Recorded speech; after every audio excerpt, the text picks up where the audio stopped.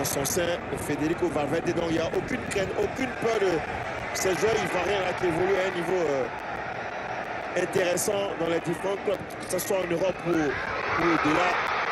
Après, il faut faire respecter son statut, sa qualité technique, imposer le rythme et éviter de se faire peur comme sur cette action. Attention, ce geste, comme vous l'avez souligné, Emerson. Oui, c'est comme ça qu'on l'appelle, de montrer vidéo.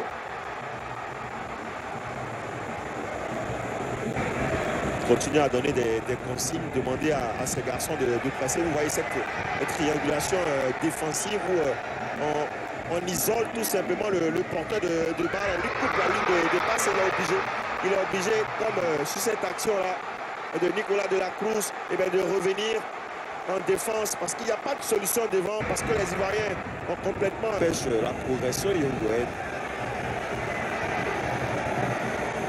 Et voici encore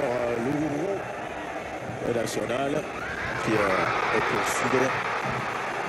Emmanuel Ugarte.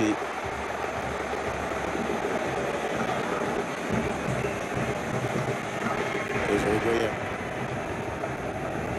avec Mathias Vigna.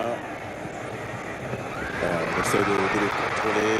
Ugarte qui va essayer d'alerter un partenaire. La frappe de Federico Villas qui réussit à récupérer ce ballon pour Diakité Oumar qui a tenté la frappe, mais elle a été un tout petit peu déséquilibrée par le retour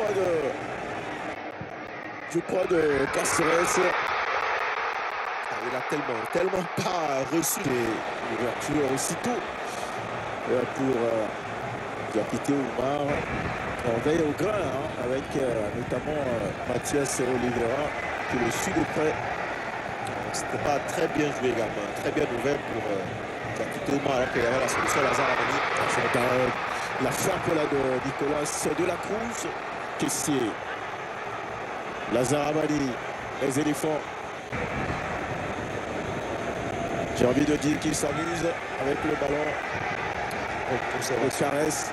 Bonne et belle conservation de balle pour la garder, faire tourner, donner du tournis à ces Uruguayens et les Ivoiriens apprécient. Ah oui. Des Ivoiriens de toutes zones. Ils se sont rués vers l'Anse pour soutenir les éléphants. Franck Caissier. Il faut Senghor, on fait un centre de Senghor.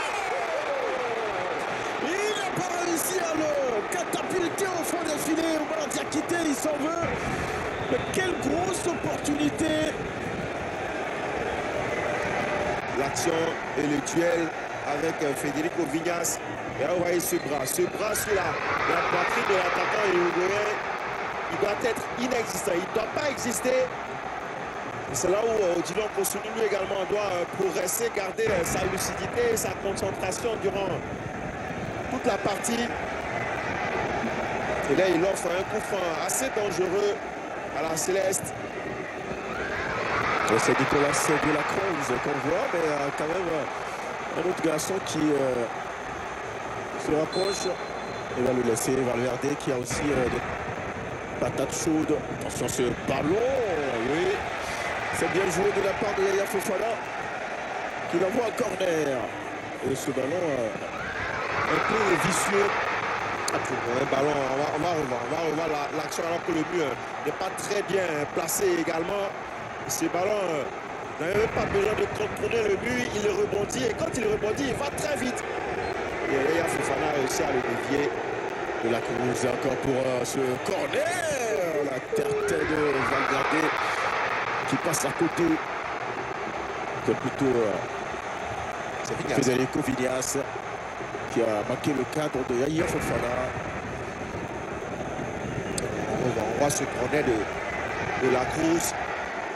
Très bien enroulé et Villas. Il n'a pas pu trouver Lazare Amani. Ça manquait un petit peu d'efficacité, de tranchant. C'est vrai que le geste était magnifique. Le contrôle et la passe. De la Cruz pour un partenaire Pellistri. Ballon pour la Céleste. De la Cruz. Petit ballon levé. Directement sur Yaya Fofana. C'est une bonne et belle prise de balle. Et il aurait dû peut-être la contrôler un tout petit peu du pied pour gagner un petit peu de temps. Et regardez le show des supporters ivoiriens.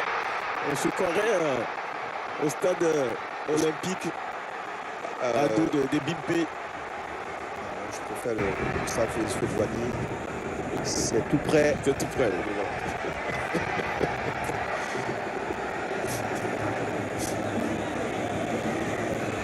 Il a encore quelques minutes avant de regagner les vestiaires sur Oumfou Senghor. Ouais, il fait Quel match pour... Il fait ce qu'il veut de Vignas.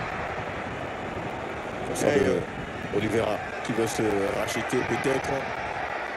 Le pressing il est magnifique. Il est magnifique ce contre-pressing des éléphants de Côte d'Ivoire, même si encore une fois ce ballon est donné à compte-temps par Nicolas Pepe. Mais regardez l'activité des éléphants de Côte d'Ivoire qui demande de la solidarité, de la solidité et la présence dans l'impact physique face à des Uruguayens. Pellistri qui s'arrête ce ballon. Bon retour de Jonathan Bamba pour le gêner. Hors-jeu de la Cruz. Le drapeau qui est levé. Pour signaler la position de hors-jeu. Uruguay qui n'a pas.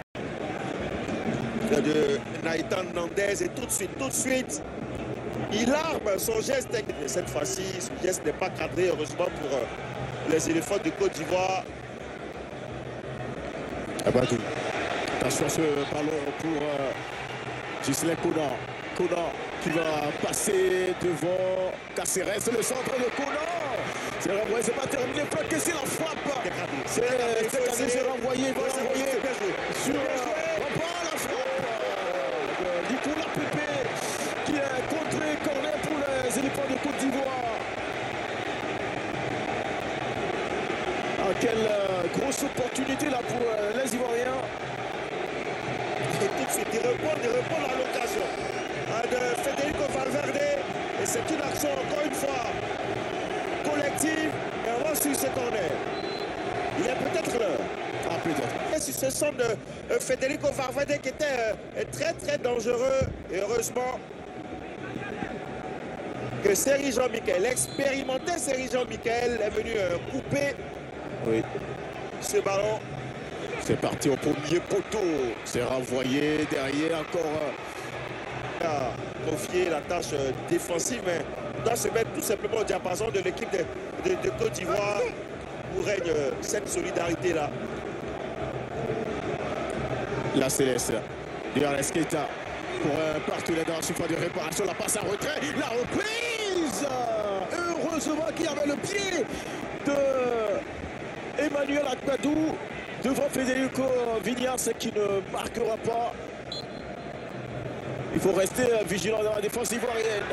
Le corner rapidement joué. Et ça va être une sortie de but sur cette intervention de Mathias Oliveira.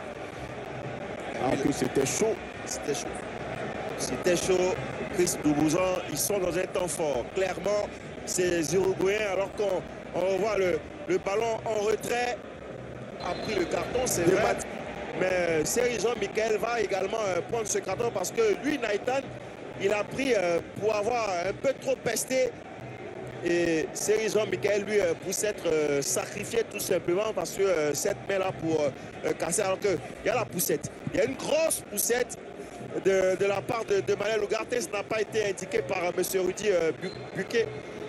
Et derrière, cette main-là de Seri Jean-Michel qui empêche Nandi... Naïtan, pardon. Non. Les Uruguayens qui sont obligés de perdre ce ballon. Et ça récupère. Attention, Lazare pour son partenaire Papa la frappe. Oh là là là là là là là. Quelle grosse opportunité pour les éléphants de Côte d'Ivoire alors que le plus dur a été fait mais n'ont pas réussi à transformer l'occasion. Regardez pourquoi il est précieux. Ce Diakité Oumba, parce qu'il met la pression sur Mélé et réussit à récupérer ce ballon sur cette mauvaise passe. Il y a eu certainement Badou sur Rodrigo Betancourt. Attention les Uruguayens qui réussissent à se trouver. Et la faute. Excellent coup franc pour Federico Vignas. Suite à l'intervention de Kosunu. Et série ne cesse de lui rappeler de jouer en première intention. Ça c'est le grand frère. C'est de quoi il parle. Absolument, c'est le grand frère. Qui nous a habitués à des coups de canon. Il y a Askita qui essaie de penser déjà à contourner ce mur dressé par Yaya Fofana. Peut-être une fausse piste. Hein, je pense plutôt à Federico Valverde. Alors, Franck ici qui demande tout de suite à ses coéquipiers de se placer au cas où le ballon serait donné à... C'est passé à côté, on le voyait. On a passé en retrait pour l'égalisation à la 77e minute. C'est cet homme, Federico Vignas, qui est allé chercher ce ballon au ras du gazon. Et Yaya Fofana qui est battu dans ce match un partout. Alors, on va revoir cette action, cet appel et contre-appel pour se replacer, pour se placer en retrait. C'est une merveille de déplacement de Federico Vignas. On va revoir certainement ce déplacement de l'attaquant uruguayen qui se sort complètement du marquage d'Emmanuel Agbadou pour permettre à son équipe de revenir dans la partie. La jambe d'appui de Simon Adégra. On le sait, il y a une patte magique. Il a démontré en finale de Coupe d'Afrique. Et ça pourrait être sur cette action. Et c'est parti, c'est levé au poste. Second poteau qui est là.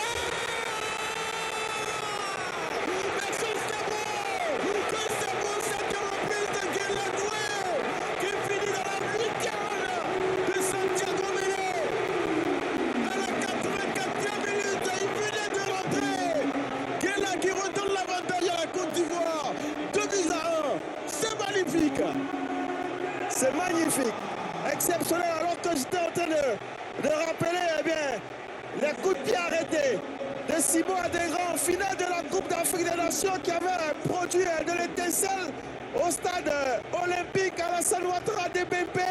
Et cette fois-ci, il met un long ballon au deuxième poteau. Et cet homme-là, Guela Doué, pour sa deuxième sélection, place une jambe imparable. Il claque le ballon du pied. C'est un geste zlatanesque de la part de Guela Doué qui permet à la Côte d'Ivoire de vibrer. On revoit cette action. Il se libère totalement de Canopio. Et regardez cette patte droite qui va gifler ce ballon. Regardez, il y avait même penalty. Si on était au basket, c'était plus la faute, un panier, plus un lancer franc. Mais là, il n'y a pas de plus un. Il y a plutôt un geste magnifique